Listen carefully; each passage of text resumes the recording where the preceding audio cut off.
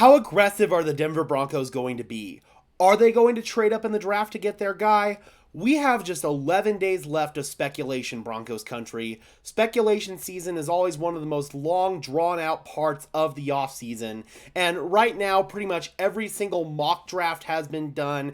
Every single scenario has been entertained. At this point, we're just playing the guessing game, trying to figure out where these teams are indeed going to go and what direction this team is going to pivot towards in the 2024 NFL Draft. You have team quarterback at all cost, then you have team build up the roster at all cost.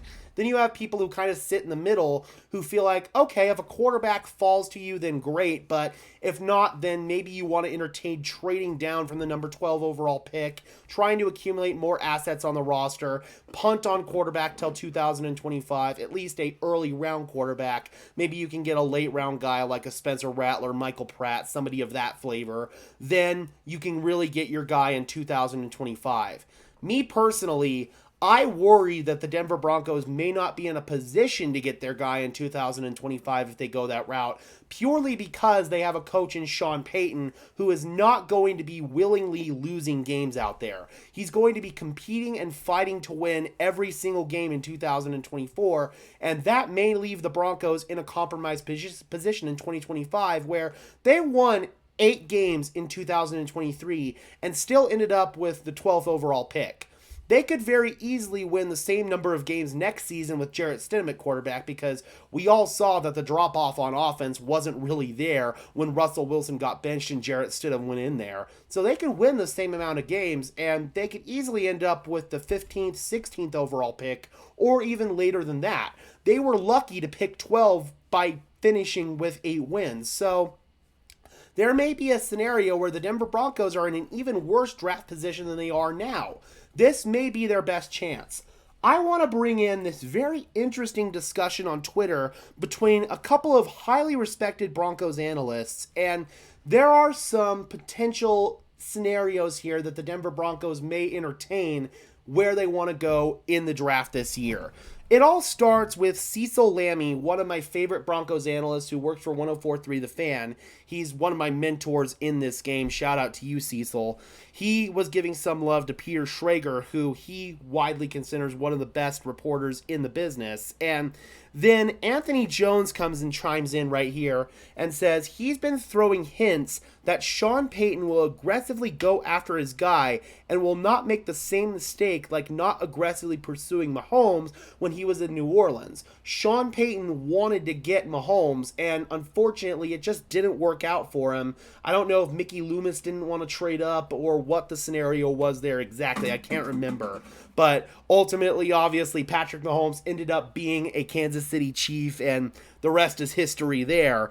Sean Payton, no doubt, lives to regret that almost every single day.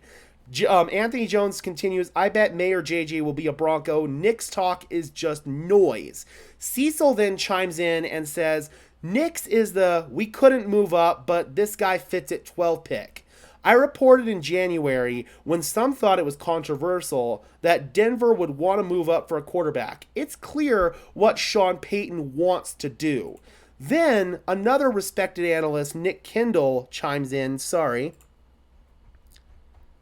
A little disorganized there. Sorry about that, guys. He chimes in and says, in my humble opinion, if this is the line of thinking for selecting such a player, it's just outright bad process. Cecil responds with something that stuck out as kind of interesting to me. Well, that's what happens when your GM and your coach may not be on the same page in terms of strategy. Can there be a compromise? I say to hell with that. Move up and get the guy that Sean Payton wants. So this tweet is pure speculation. So let's do that. Let's speculate. What if George Paton and Sean Payton aren't on the same page? Think about it for a second. Sean Payton has been burned historically by not being aggressive to go up and get his guy, whereas George Paton was burned by being overly aggressive to get his guy in the Russell Wilson trade. So both guys kind of have some PTSD here and don't want a repeat of their past experience. If there is that sort of disconnect there and Sean Payton wants to be aggressive, George Paton wants to be a little bit more conservative, who do you listen to at the end of the day? Who do you go with? ownership is going to have to break that tie. Ownership is going to have to approve basically any draft pick that the Denver Broncos bring in. So think about who the ownership group brought in as their handpicked guy, Sean Payton, and who they inherited from the previous regime, George Payton. If George Payton wants to not be as aggressive and Sean Payton does want to be aggressive, again, we don't know this for a fact, but if Sean does want to move up to get his guy, I think ownership is going to be a lot more supportive of that plan because they're going with Sean Payton's long-term goal and vision here. George Payton is not guaranteed to be a part of the Denver Broncos long-term. Sean Payton is going to be here for the long term. He was the handpicked guy by our ownership group. So if he feels like the best move for the Denver Broncos is to be aggressive, move up, and get their guy, then it really feels like that's the direction the Denver Broncos would go, and that's the direction that ownership would give their blessing to go in. Because every single draft pick out there, yes, obviously the football guys are going to have the most heavy input, but ownership has to sign off. They have to approve it. They have to be the ones who have the final say here. And if there is some kind of rift between the front office and the head coach, then I think they're going to side with the head coach here.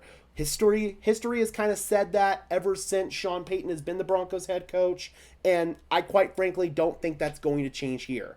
Again, we don't know if this is true or not. For all we know, George and Sean may be on the same page, and they're targeting their guy. They're on the same page as to if they want to move up, stay where they are, or move down. But if there is a scenario here where George and Sean aren't on the same page, I would say that Sean Payton is probably going to be the guy who gets his way at the end of the day.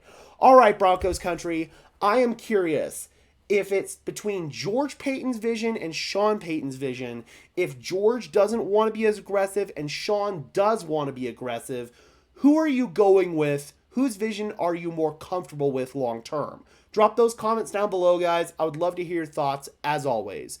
Be sure to leave a like on this video as well as subscribe and ring the bell so these videos appear in your notification feed. I would really appreciate it, guys. Those are two free and easy ways to show your support. Helps tell YouTube's algorithm to push us out and helps us get seen by more and more members of Broncos country just like you and me. And until next time, guys, I am your host, Gage Madrid, saying peace out.